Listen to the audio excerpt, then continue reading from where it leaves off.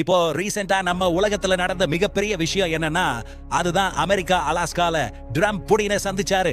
அங்க புடினுக்கு red carpet, salute, இராணுவ மரியாதை எல்லாம் கொடுத்துட்டாங்க. இத பார்த்துட்டு அமெரிக்க அரசியல்வாதிகள் கூட இவனுக்கு இப்படியா மரியாதை கொடுக்கறது கோபமா கேட்க ஆரம்பிச்சாங்க.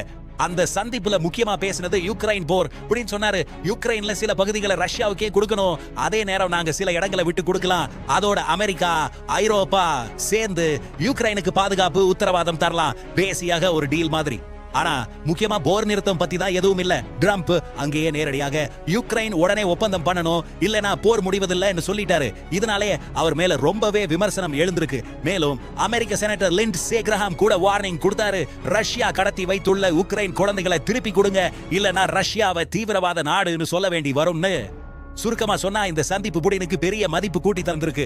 ஆனா ட்ரம்ப் மீது விமர்சனங்கள் குவிஞ்சிருக்கு. அடுத்த வாரம் ட்ரம்ப் யுக்ரைன் அதிபர் செலன்ஸ்கியையும் ஐரோப்பிய தலைவர்களையும் சந்திக்க போறாரு.